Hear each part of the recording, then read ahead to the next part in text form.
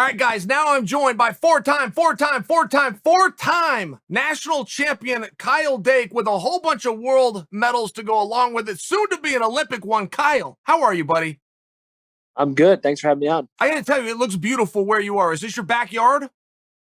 No, we are in Colorado Springs. I'm staring at the mountains. We are currently sitting in like 35 degrees, but it's sunny outside, so I had to be out here. Now, who are you out there with? And I ask, are you at the training center with USAW? Is this a Titan Mercury thing? Is this a Cornell thing? Who brought you out to Colorado Springs? So this is Team USA. This is the men's freestyle and women's freestyle are out here. And we're just doing like a little orientation camp just to kind of get back in the swing of things, go over a few, key positions and having some fun. All right, give me a little bit of scoop. And I feel like as wrestler and as wrestling fan, we have so much to talk about and so much to celebrate right now. But there is two things. There is two things looming over us. This isn't a question. I want to tee you on a topic and just get your thoughts. First off is Jordan Oliver, the guy who has done everything right, won the event, but isn't officially in the Olympics. I'd love to hear your thoughts on that. And second, Cox. What happened with Cox and what is going on? Please, Kyle, it's yours. So Jordan was actually my training partner for a little over a year, a couple years ago. So I know Jordan really well. We grew up together. He's an incredible competitor. He's got all the technique in the world. Most of the time it's just whether Jordan shows up or not. And, he seems locked in. He seems focused. And I think he's, one of the best guys in the world. And for him to have the opportunity to go out and qualify the weight, I think he's a great guy to do it. And I think he will do it. So I'm really excited for him. He's not at camp. He's actually back in Chapel Hill. He's still training with his team out there. And they leave for Bulgaria next Wednesday. So he just decided less travel and more focus on getting the job done. Sure. Yeah. By the way, when you speak of that, so if he leaves on Wednesday, I'm guessing, but is the qualifier then, is that next Saturday? Is it that close? No. I think it's maybe it might be that quick, or it might be. I don't actually know. I just know he's leaving on Wednesday. And have you looked at that bracket at all, Kyle? I mean, there's some hammers out there. This is a mini Olympics within itself. Yeah, I haven't seen the full bracket. I know the guys who are in there. Kajikashvili is one of those guys, Olympic champ at 57. Bekbulatov's in there. He was a Russian guy, went to Uzbekistan. He's got, I think, a Polish guy. He's got a bunch of studs, and I think he's primed and ready to go. His weight, I called him 3 days ago. His weight was under control, and that's sometimes been his biggest enemy. But if he has that under control, he's going to be ready to rock. All right, topic number 2, which is Cox. And could you start me from the beginning? I mean, as a guy that was there, I'm sure you've heard the news that we've all been told, which is just simply didn't know what time the weigh-ins were. Where are we at on that? What was it like being there and seeing a world champion miss the scale? I thought it was a bad joke just because I saw him there working out. So we got there probably around weigh-in started at 7:30. We got there at 6:45 to lose weight. The room was pretty cold. Me and myself, Gabe, Yanni, and Vito were our 4 guys that we had there, and and we had another guy, Evan Henderson. But we were just there doing our normal weight cut, and it was pretty cold, so it took a while for me to get my sweat going. And then once I finally got it going, it was about 7:30, and I was like, oh geez, well, let me check my weight and see where we're at, just because I wanted to see. I was still a little bit over. Yanni was still a little bit over. Vito was still a little bit over. So we were just like, okay, put our stuff back on. We have time. It's not that much.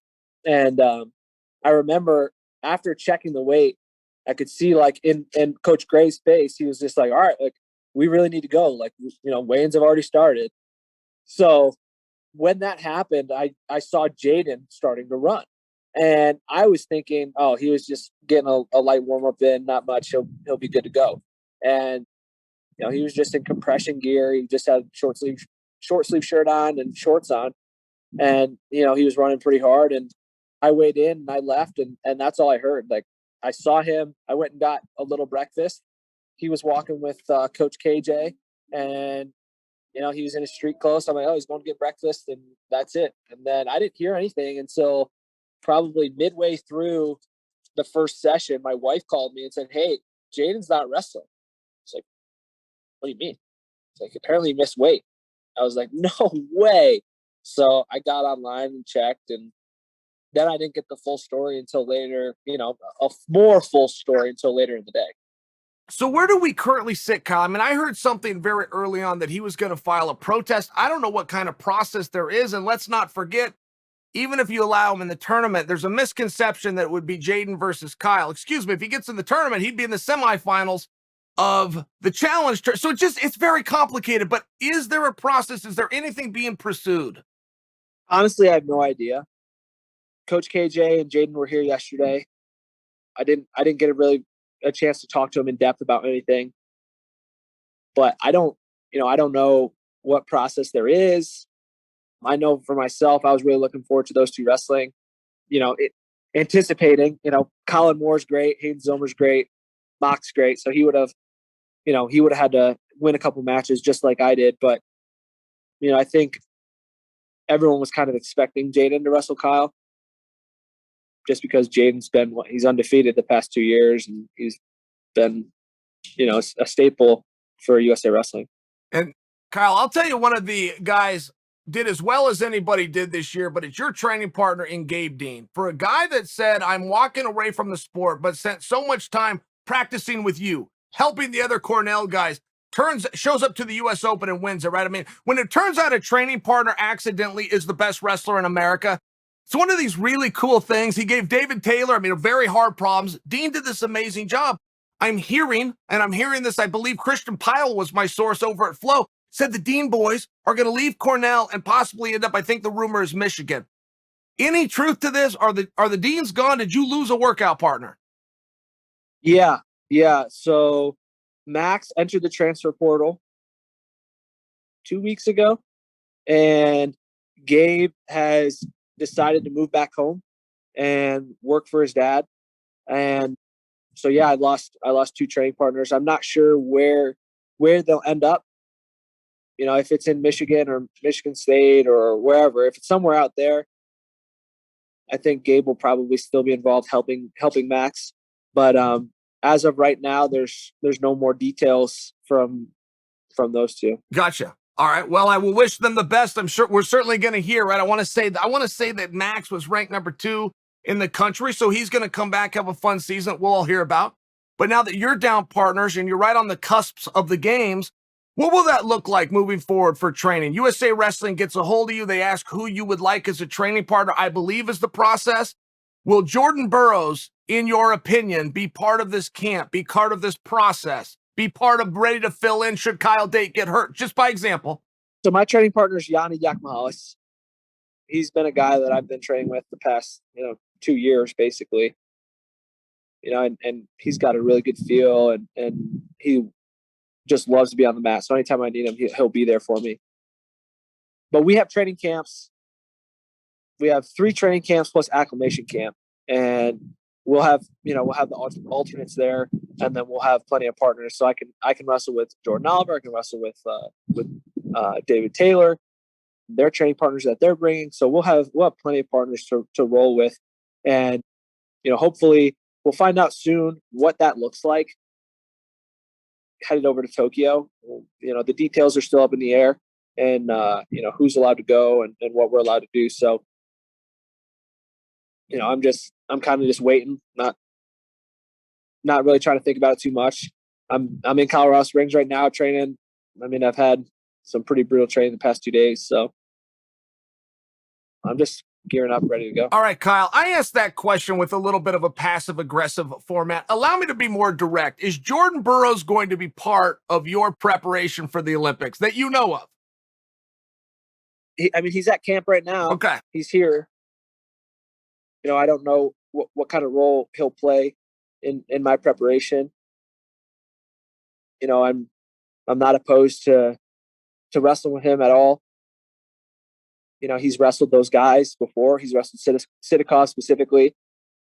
I've wrestled Chamizo, so I kind of have a good feel for him. And yeah. And the attitude, as far as you know, he would help. If you said, "Hey, Jordan, can I get a match?" You believe he would say, "Sure, you got it." Yeah, I don't see why not. I helped him in 2012 for the Olympic Games. I was with him in 2011 for World Cup.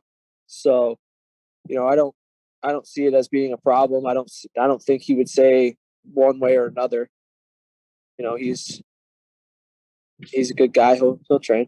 All right. So you were talking a moment ago about Yanni, and I got to tell you, one of the greatest matches I've ever seen. And yes, there's a recency bias. Yanni versus Nick Lee in the consolation round at the trials. Were you in the arena for that? I know you were getting ready for your own thing. Did you get to see that match with your own eyes? No, I didn't. I was kind of following along. That was an impressive run by Nick Lee. He beat Zayn and put a lot of points up against Zayn, and then put up a lot of points against Yanni. I went back and watched the match afterwards, and I was just like, dang, that didn't look like the Yanni I know. It was wild, man. It was a wild match. Yeah, it was a pretty crazy match, a lot of scoring.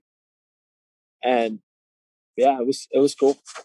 It was one of those matches, by the way, and I've talked with a lot of people. My phone was ringing on trials day. I love the trials, but it's one of these matches, Kyle, where if you watch those two wrestle, it would be very reasonable to come to the conclusion Yanni is the better wrestler. However, Nick Lee's got 16 points. I mean, what do you do, right? It was one of these things where some of the solids, some of the basics, and then they both started getting funky and they're throwing points up everywhere. I'm not sure if they re-wrestled, even seeing what I'm not sure that I wouldn't bet on Yanni. It was one of those weird matches, but points are just coming up, Yeah, it was definitely crazy. I don't think Yanni was in a good headspace. He was half second away from making the finals, and having to make weight that next morning, and then come back and wrestle, and but that's no excuse. You got to go out and compete. You got to compete every time you step on the mat, and you can't psych yourself out mentally. So let's talk heavyweight real fast. Your current teammate, Gabe Stevenson, but if you look at somebody who really gained in the last year, and I think some of it was just that maturity, right? As strong as Gabe was a year ago, he looked totally different now. I mean, he looks like he's carved out of stone. You start to see some of that muscle. He's getting points there was a match with Gwiz where Gabe shut down. He decided, I'm just going to beat the clock. On accident, he got 2 more takedowns. Guy's pretty impressive, man. I mean, are you sitting on the outside going, wow, good job, Gabe? Looking at Gable, that, I just pass him by, talking to him. I think I saw him in New York City for one of the events, 2 years ago. And then this past year, and our interaction's always the same. I was like, yo, what's going on? He's like, not much, just getting ready to wrestle. I was like, you going to hit something cool today? And he goes, I'm going to try to. And that was the same conversation back to back. And then, he went out and wrestled really, really well. He scored from a bunch of different positions. He looked like a really, really high level wrestler. And, most of the time you don't hear that with heavyweights. And, it's nothing against them. It's just that they're, they don't move as well. They kind of just push and pull. And that's not Gable. And I honestly think he's probably one of the guys I think can win a gold medal for sure at that weight. And if you told me he won a gold medal, I wouldn't be surprised. Yeah. I hear what you mean on that. Like when you become a 4-time NCAA champion, it was a surprise, but it was a surprise when Pat Smith did it. It was a surprise when Chael did it. Gabe is the only guy ever in my life where I said, if he doesn't win 4, that will be the surprise. If Gabe Steven gets beat, that will be, I want to say he had 3 world gold medals age group going into college, but he's been that impressive is the point that I'm attempting to make. Like a gold medal would almost just be all of us go, well, yeah, we kind of thought you were going to do that, Gabe. Yeah, kind of par for the course. Right. He's just so talented. He's so athletic. He's powerful. He's great in all positions. He's got good footwork. He's got it all. He's a complete package. And, I'm hoping to grab him for one of these practices at camp so I can roll around with him a little bit. All right, Kyle, I know you're a combat sports fan. It's not limited just to freestyle wrestling. So I got to ask you, did you watch Askren versus Paul? No, I did not. You didn't I did see not it? watch that. No. Did you want to see it, or you just said, no, I'm not doing it? No, I had a feeling it was going to be a little bit of a comedy show. And I was just like, I didn't want to watch it at all, honestly.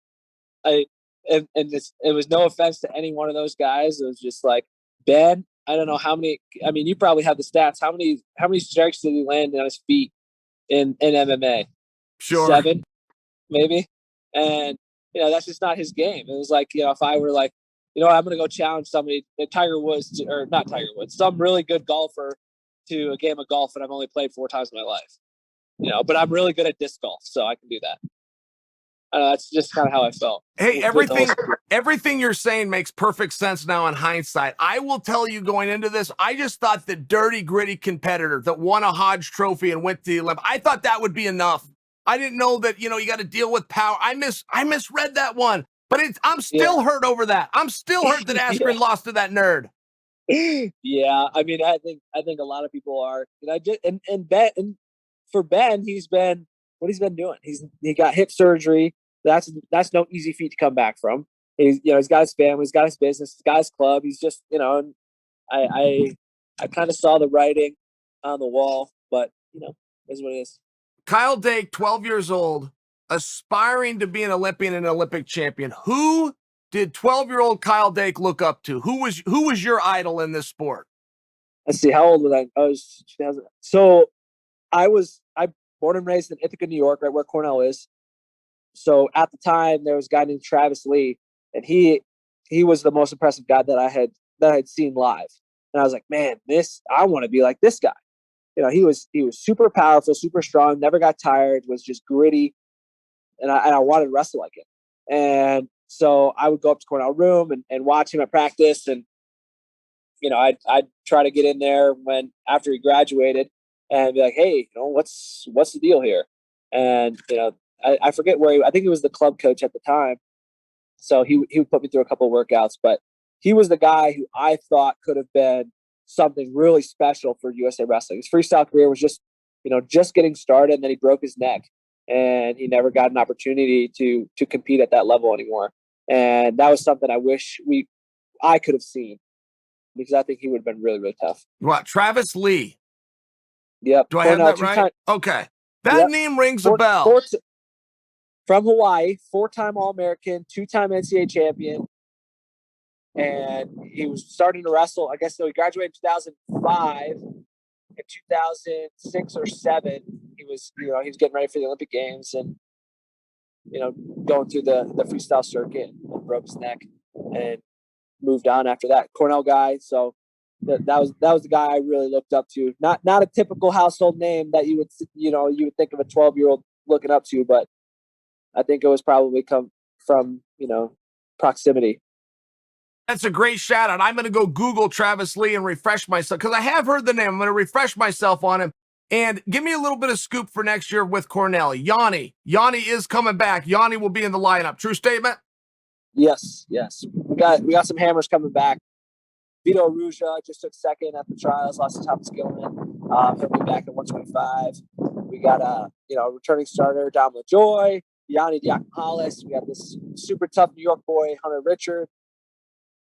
We have Colorado boy, Colton Yapusian, Julian Ramirez, Chris Boca, John Lowe, Ben Darmstadt was ranked number 1 in the country for a long time, and then superstar freshman in Luis Fernandez at heavyweight. And what is the word on the street as it pertains to Nick Suriano? Is he suiting up? Is he coming back to collegiate?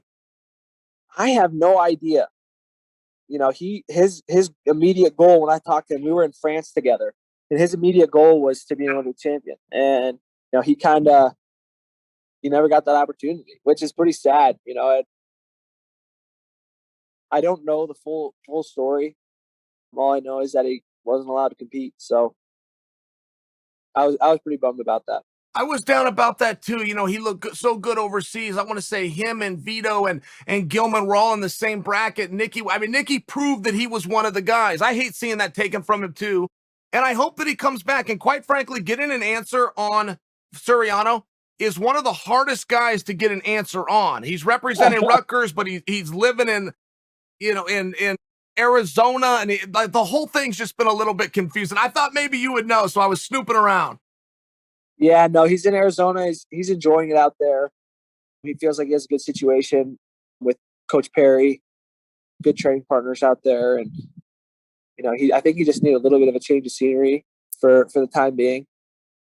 Like I said, I have no idea if he plans on going back to school, if he plans on wrestling, what his aspirations and goals are. So, I know a little bit, but probably just as much as you. All right, Kyle, I'm actually going to see you soon. You've got a training camp towards the end of May out in Atlanta. I'm going to come to that camp. I was talking with one of your coaches, Daryl Christian. He's going to try to join us out there. Until then, do you got anything you want to get off your chest? Not much, just super thankful for everyone in my corner, all my sponsors, Functional Patterns, X Athletics, Spartan Combat RTC, and Pure and Clean Sports Type Mercury. And I think I'm forgetting one. Milwaukee Tools. Milwaukee Tools. Well, Kyle, congrats on everything you've done, buddy. I know this is just the beginning. I know you got a big camp ahead. If there's anything that you could use from the community or me personally, man, we're here for you. Good luck, Kyle. Thank you. Appreciate you. All right, guys. Kyle Dake, I must tell you, when you want to talk about the greats of all time, you're going to have a back and forth debate. You're going to, right? And that's where it's fun. The greatest of all time is not something that you can actually go enter and win. It's not a tournament. It's a Batman versus Superman and all the different possible integers as to why your superhero would win. But if you want to talk about the greats of all time and you don't bring Kyle Dake into it, you're going to lose credibility. 4-time NCAA champion, all at different weight classes, world champion, now about to pursue the Olympic Games. And I must tell you, when you talk about Team USA, our biggest lock for a gold medal, and then who do you think? David Taylor, by example, has absolutely dominated his weight class. This Gable Steveson we're talking about. Guys can't even score points on him, let alone beat him. They're all good picks. And if I had to bet everything on one guy and I had to get it right, Kyle Dake. Kyle Dake's my lock. One of the toughest weight classes. He's yet to do it. He's yet to compete on the world stage at specifically, if you want to get technical, specifically this weight class. A lot of variable, a lot of parity. Oh, and by the way, he's now studied. One thing that comes from winning a world championship followed by another world championship, you're now on the radar. And when you're on the radar, you're getting studied. There are little gyms all over this planet with coaches and athletes all over this planet. And they're thinking about watching and studying him. It makes it hard to stay on top. You guys might remember, I'll give you an example because I know you'll be able to relate to this. You might remember the time that you read about a boxing heavyweight champion, and the guy was the heavyweight champion for a decade. He hadn't lost in 11 years, by example. And a lot of people will think it's because the sport has changed. They're wrong. Technology is what stopped guys from being 10-year champions. Technology is what stopped a guy from having 11 years of nothing but KOs. You used to have to watch a fight over a transistor radio. Now you have YouTube, you have video, you have footage. Everybody's iPhone has a camera. And I only bring that to you because Kyle has spent a long time studying, breaking down, and learning guys. He is now the guy that other people are looking at. The difference with Kyle Dake is he knows it. He knows what I just said. Which is why if you go and watch Kyle Dake, who made this team at the trials, and you juxtapose that with Kyle Dake, who won the world a year ago, you're going to be not seeing the same guy. You're going to see a couple of positions that you want to avoid. You're going to see a couple of high-scoring techniques that he can get real explosive. You're not going to see the same guy. Even the head that he will put, the side he will put his head on a double leg now is not where he did at the World Championships to score. I bring that to you because the greats must evolve. And evolving gets to be very tough when you're the champion and everybody's studying you. You've got to be smart. You have to outthink it. I only submit for you. You want to talk about the great guys in wrestling? Kyle Dake's one of them. You want to talk about the smartest guy in wrestling? Kyle Dake is one of them.